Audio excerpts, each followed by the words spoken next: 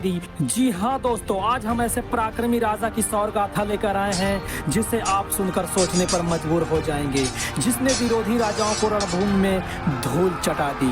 भारतवर्ष में ऐसे बहुत से राजा हुए जिन्होंने इस देश को संवारा और इस देश की रक्षा की। समय समय पर विदेशी आक्रमणकारियों पर लगाम लगाई। मित्रों, सम्राट हर्षवर्धन के काल तक देश अखंड भारत के रूप में देखा जा सकता था।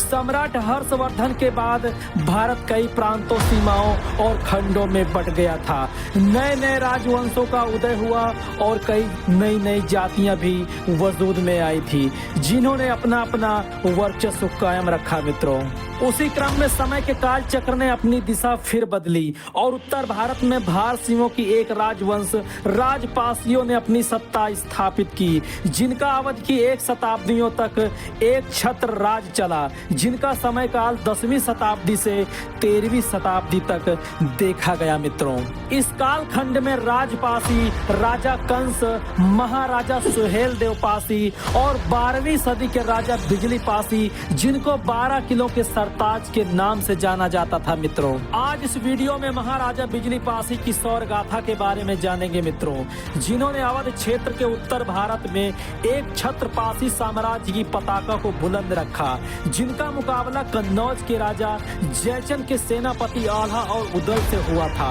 आल्हा और उदल के अलावा गजेटियर के अनुसार 1152 में किसी गाजी आजम के साथ भी महाराजा बिजली पासी का युद्ध हुआ था। मित्रों, वीडियो में अंत तक बने रहिएगा। मित्रों, 12 किलो के सरताज महाराजा बिजली पासी की सौर गाथा को सुनने के लिए।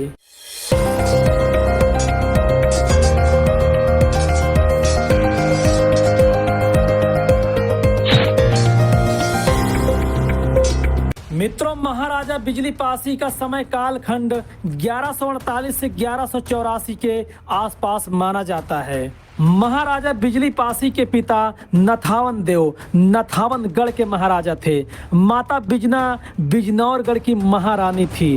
शासन सत्ता बिजनौरगढ़, अवध, लखनऊ परिक्षेत्र। अधिकार परिक्षेत्र सीमा 12 किला लखनऊ परिक्षेत्र, जिसमें कल्ली पश्चिम, कल्ली पूरब, परवर पश्चिम, परवर पूरब, पिपरसंड, एन किला, गढ़ी चुनौती, बिजनौर, नथावनगढ़, मातीगढ़ी, हुल्लास खेड़ा, दादूपुर, सहायक किले, हैबत मऊ, मवैया, बनी, औरावा, भटगांव, बरगवा।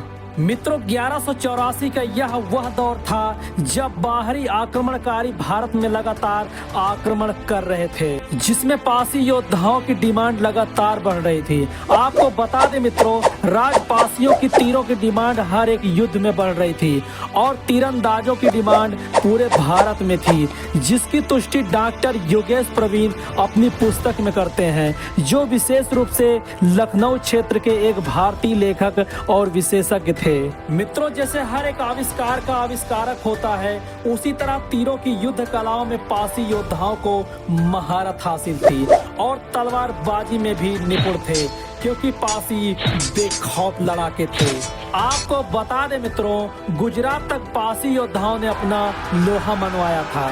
गुजरात तक पासी योद्धाओं को ले जाने का श्रेय गुर्जर प्रतिहार राजाओं को जाता है, जब ये उत्तर प्रदेश में शासित थे। मित्रों, जब कन्नौज के राजा जयचंद की टेढ़ी निगाहें गांजार क्षेत्र में पड़ती हैं, तो महाराजा बिजली पासी और पासी राजाओं का संगठन जयचंद को झुकने पर मजबूर कर देता है। गांजार का युद्ध जयचंद और पासी राजाओं के बीच हुआ था, जिसके सैकड़ों प्रमाण है। मित्रों, आल्हा उदल की टक्कर पासी राजाओं से हुआ था, जिसमें इनकी बहुत बुरी तरह से हार हुई थी, जिसका प्रमाण अवध की लोक गीतों और आल्हा खंड में भी मिलता है। आपको बता दें मित्रों, 12वीं सदी में अवध का क्षेत्र पासी राजाओं के अधिकार शासन क्षेत्र में था।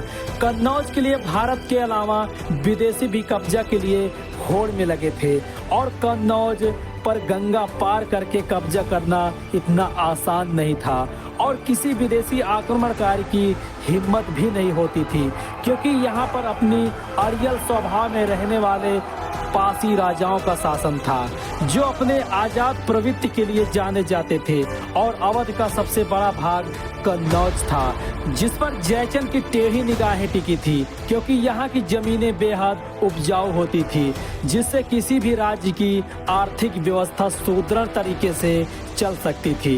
मित्रों, महाराजा बिजली पासी के 12 किले थे, जिसमें कन्नौज का क्षेत्र भी शामिल था।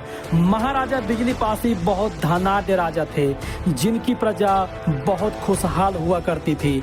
लेकिन मित्रों, यह खुशहाल भूमि बहुत जल्द रक्त की भूमि में बदलने वाली थी।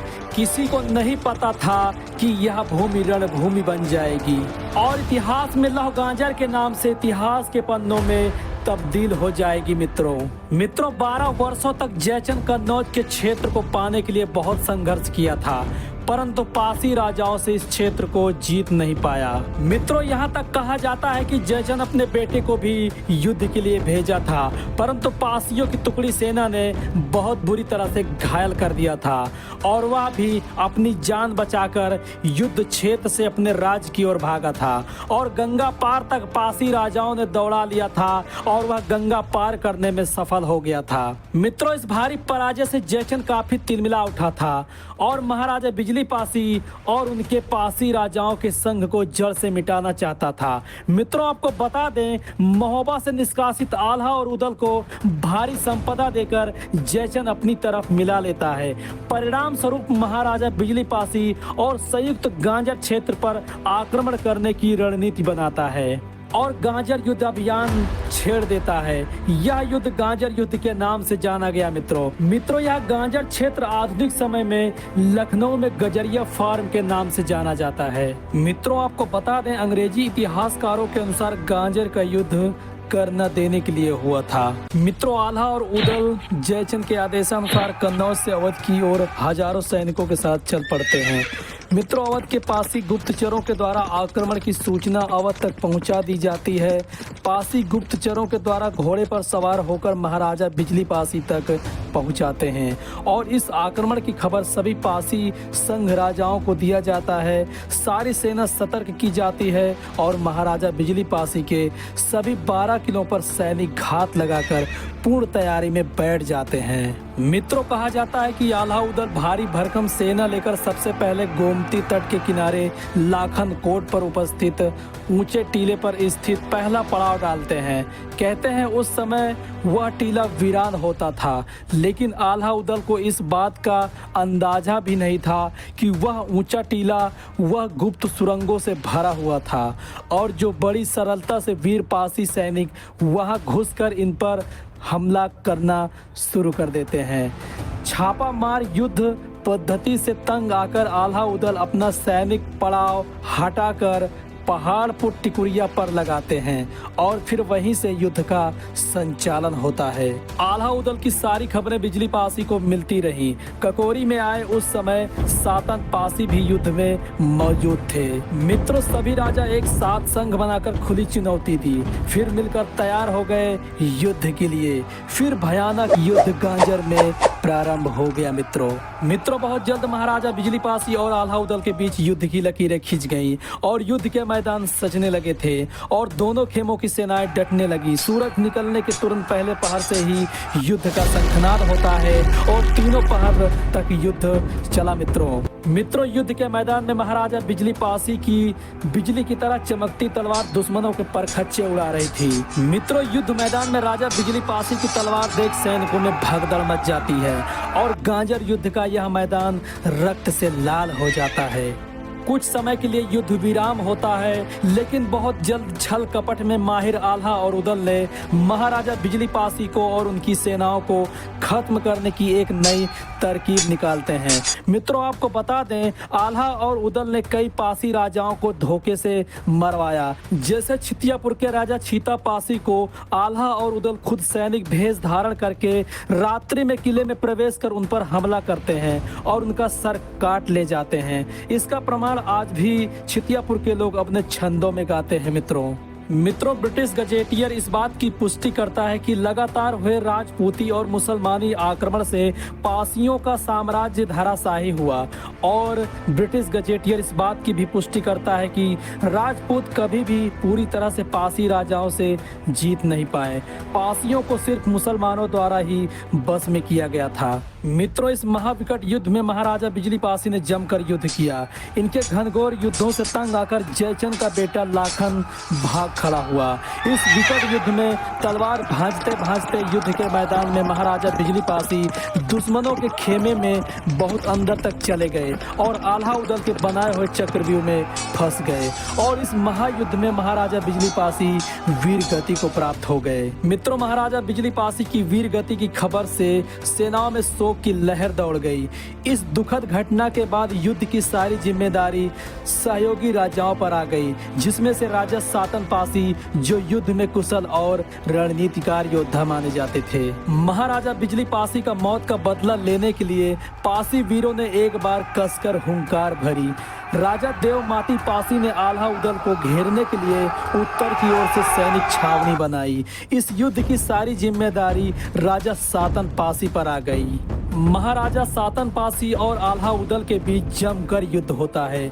इस विकट युद्ध में आल्हा उदल को भारी क्षति हुई और युद्ध का मैदान छोड़ने पर मजबूर हो गए। मित्रों, युद्ध के मैदान में जब सातन पासी का मुकाबला आल्हा के छोटे भाई उदल से होती है, लेकिन उदल की युद्ध करने की हिम्मत सातन पासी से नहीं हुई। मित्रों, उस युद्ध के मैदान में भीषण गर्मी थी, धरती तप रही थी, सूरज उबल रहा था। पासियों के हुंकार से राजपूती सेना के कदम पीछे हटने लगे।